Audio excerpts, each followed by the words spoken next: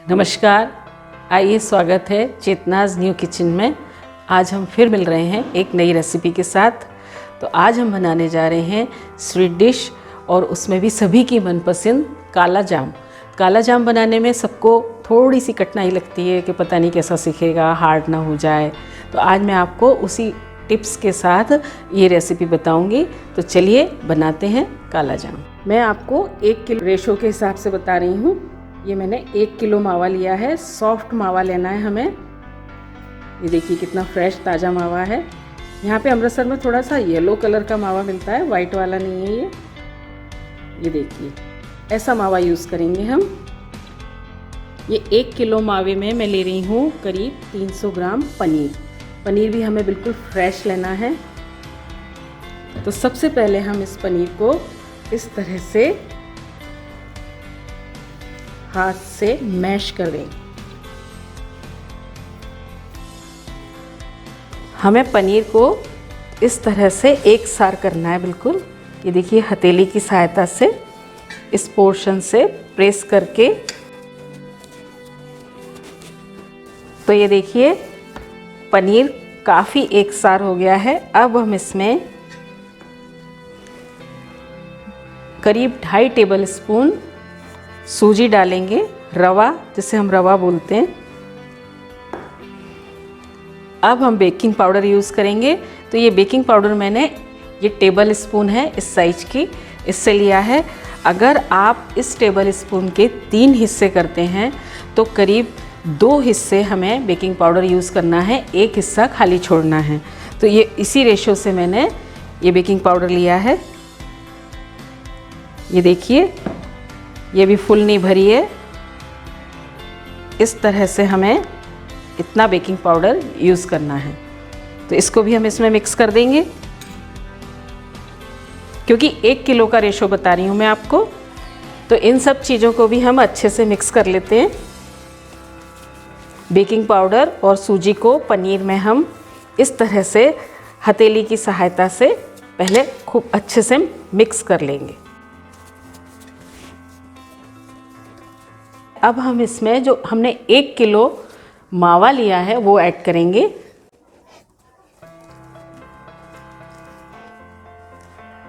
अब हमें मावे और पनीर को भी इसी तरह से हथेली की सहायता से मैश करना है। बहुत अच्छे से मैश करेंगे हम। तो पहले इस तरह से मैश कर लीजिए। दोनों चीज़ें अच्छे से इस तरह से मिक्स हो जाएंगी। फिर आप हथेली की सहायता से इजीली कर लेंगे। अब हम इसको वापस हथेली की सहायता से मैश करें, उससे पहले हम इसमें ऐड करेंगे करीब 180 ग्राम मैदा। अगर आप इस रेशो से बनाएंगे तो बहुत ही टेस्टी बनेंगे। इसको भी मिक्स कर लीजिए इस तरह से।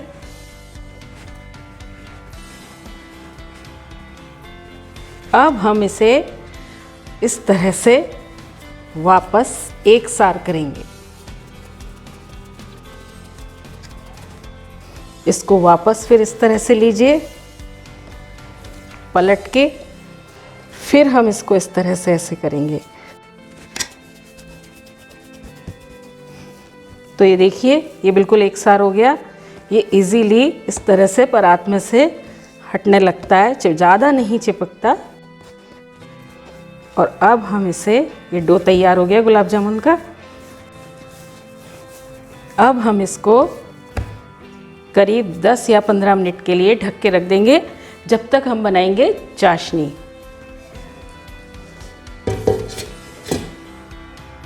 चाशनी का रेशो हमें इस तरह से लेना है, जैसे ये हमने लिए 2 किलो शक्कर। 1 किलो मावे के हम गुलाब जामुन बना रहे हैं, तो 2 किलो शक्कर लेंगे। और इसमें हम करीब मिलाएंगे 1 लीटर पानी। तो 1 लीटर पानी भी ऐड कर देंगे हम। इसको मिक्स कर देंगे अच्छे से। और अब हम इसे रखेंगे पकने के लिए।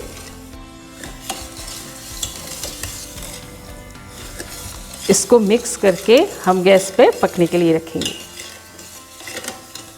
अब हम गुलाब जामुन में अंदर भरने के लिए थोड़ा सा टेस्ट भी बहुत अच्छा आता है, दिखने में भी बहुत अच्छे लगते हैं। स्टफिंग बनाएंगे तो ये मैंने ड्राई फ्रूट लिए हैं, आप जो चाहे ड्राई फ्रूट पसंद हो वो भी ले सकते हैं। ये मैंने बादाम थोड़े से बिल्कुल बारीक कर लिए हैं, चाहे आप कूट के कर लीजिए दरदरा, और काजू, और थोड़ी सी 7 या 8 हरी इलायची बारीक कूट के इस तरह से पीस ली है। इसको हम एक बाउल में ऐड करेंगे सभी सामान को।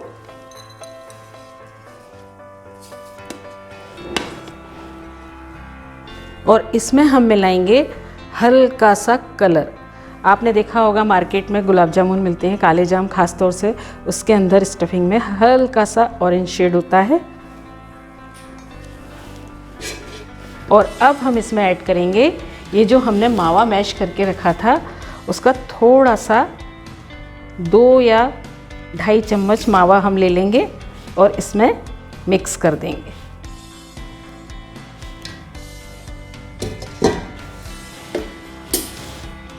अब हम इसमें ऐड करेंगे 2 टेबल स्पून शुगर, जिससे कि शुगर इसमें स्टफिंग में पिघलेगी तो बहुत अंदर चाशनी सी भर जाती है, गुलाब जामुन में बहुत अच्छी लगती है।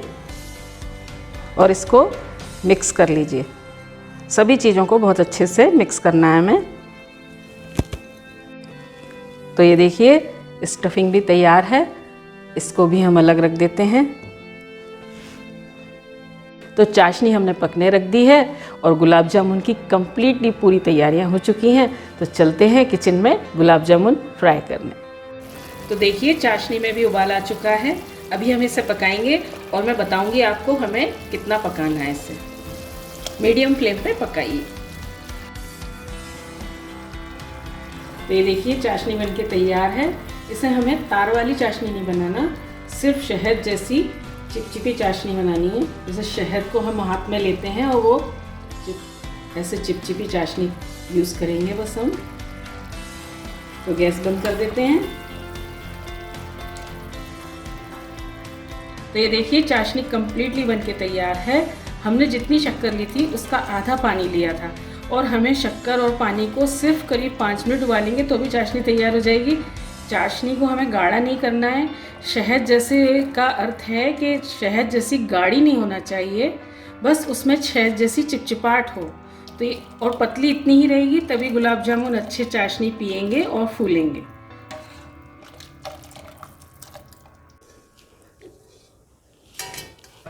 अब हम गुलाब जामुन तलने से पहले इनको रोल बना के तैयार करेंगे और स्टफिंग करेंगे इसमें हम।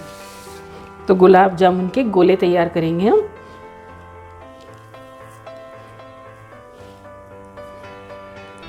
जैसे भी साइज के आपको गुलाब जामुन बनाने हैं, छोटे बड़े, आप उतना मावा लीजिए और इसको हल्का सा इस तरह से गोल शेप दीजिए और एक छोटी चम्मच ले लीजिए, क्योंकि या तो फिर स्टफिंग हमें बहुत ज़्यादा आ जाएगी बड़ी चम्मच से। बहुत थोड़ी सी स्टफिंग चाहिए हमें। इसमें हम सेंटर में रखेंगे और इसको इस तरह से चारों तरफ से बंद कर दीजिए और फिर हथेली की सहायता से बहुत पोले से, ज़्यादा प्रेशर देके हमें इसको रोल नहीं करना है, इसे गोल शेप नहीं देना है।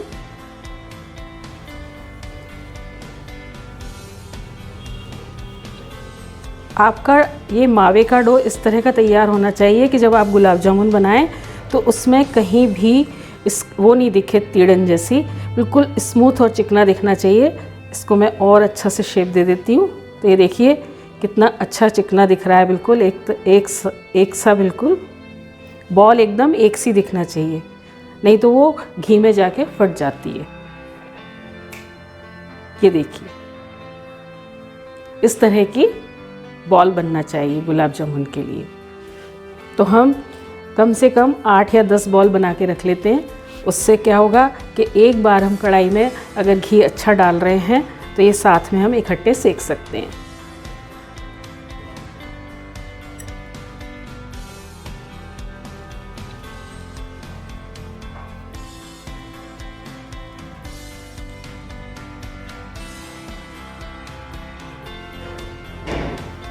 तो इसी तरह से हम सारी बॉल तैयार कर लेंगे और उसके बाद फ्राई करेंगे। कम से कम अभी 8-10 बॉल तो तैयार करते हैं। तो ये देखिए हमने 8-9 बॉल बना के रख ली हैं, 9-10 बॉल। ये गुलाब जामुन की बॉल्स तैयार हैं। अब हम इन्हें फ्राई करके देखते हैं।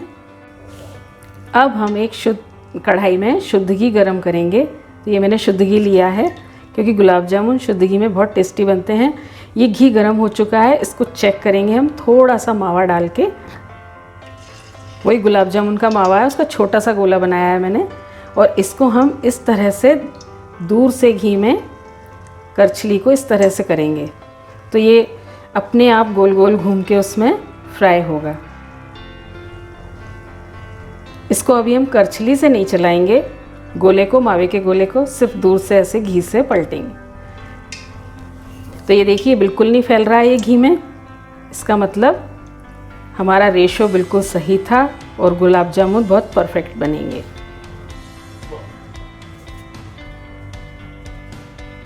तो हम इसे निकाल लेते हैं। ये देखिए कितना एक सा बना है, बिल्कुल भी घी में मिक्स नहीं हुआ। अब हम इसे निकाल के अलग रख लेते हैं। और अब जो हमने गोले बनाए हैं गुलाब जामुन की बॉल्स, उनको बहुत धीरे से इस तरह से हमें कढ़ाई में ट्रांसफ़र करना है।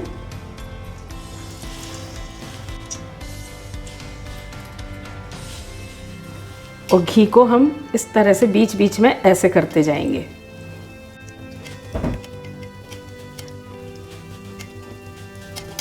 कढ़ाई में घी इतना लीजिए कि गुलाब जामुन डूब जाएं। अगर आप बहुत कम घी में सेकेंगे तो वो कहीं से ज़्यादा कहीं से कम सेकेंगे। बाकी घी बहुत कम यूज़ होता है इसमें, बाद में आपका पूरा घी करीबन बच ही जाएगा।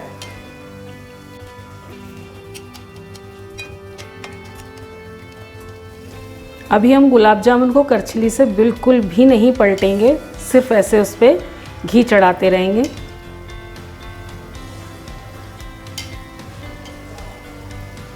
गैस बिल्कुल सिम रखिए।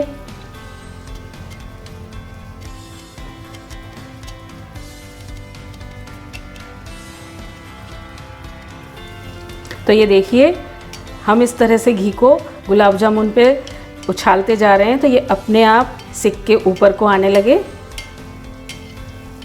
ये मैं बताती हूँ, ये देखिए बिल्कुल भी इसमें तिड़न नहीं आई है। और अभी भी घी को इस तरह से ही करते रहिए तो ये गुलाब जामुन परफेक्ट एकदम काला जाम तैयार हो जाएगा, क्योंकि काला जाम सिकने में थोड़ा टाइम लगता है।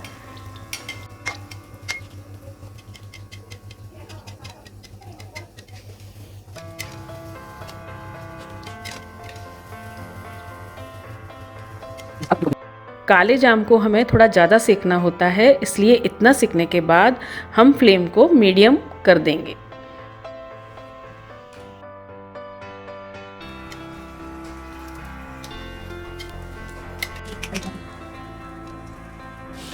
तो देखिए काले जाम परफेक्ट सिक के तैयार हैं। बहुत ही अच्छा कलर आया है। अब हम इनको हल्के हाथ से इस तरह से हल्का घी निकाल देंगे, करछली को टेढ़ा करके थोड़ा सा घी निकाल के हम इन्हें इस चाशनी में ट्रांसफ़र कर देंगे।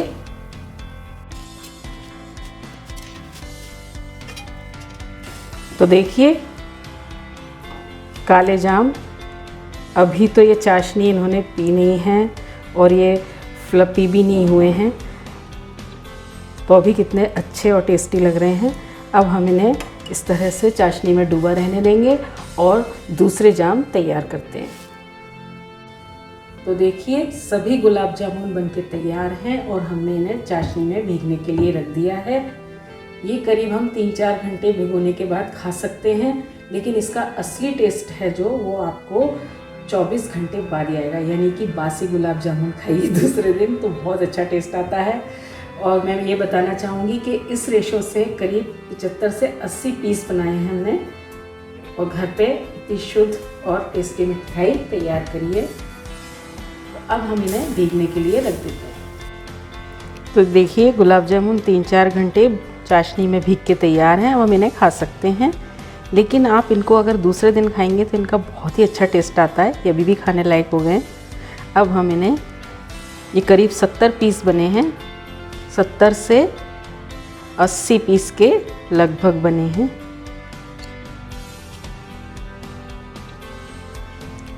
बहुत ही सॉफ्ट और स्पंजी बने हैं, गोल गोल,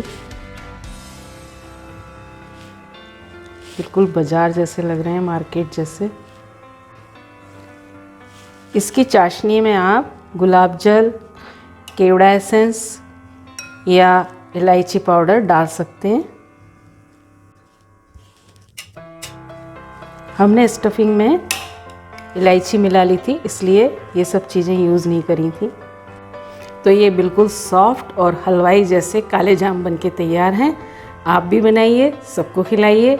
और अब मैं आपको बताती हूँ कि कितने सॉफ्ट बने हैं ये। तो ये देखिए,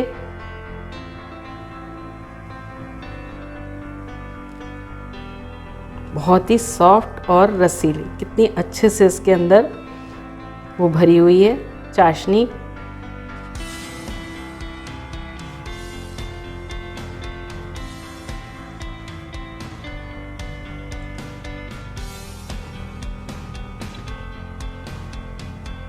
कितने स्पंजी बने हैं और जालीदार गुलाब जामुन। तो आप भी बनाएं, सबको खिलाएं। अगर मेरी वीडियो पसंद आई हो तो लाइक, शेयर, सब्सक्राइब करना ना भूलें। और जब भी आप बनाएं तो मेरे कमेंट बॉक्स में जाकर ज़रूर बताएं कि रेसिपी कैसी बनी थी। नमस्कार।